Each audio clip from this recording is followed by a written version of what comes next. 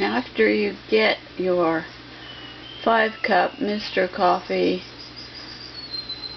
maker programmed to your correct time of day and programmed to the delay start,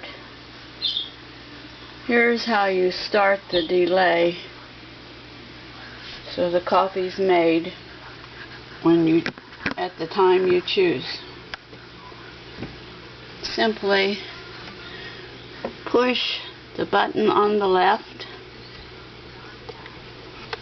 then push this one on the right twice, and your delay light will stay on.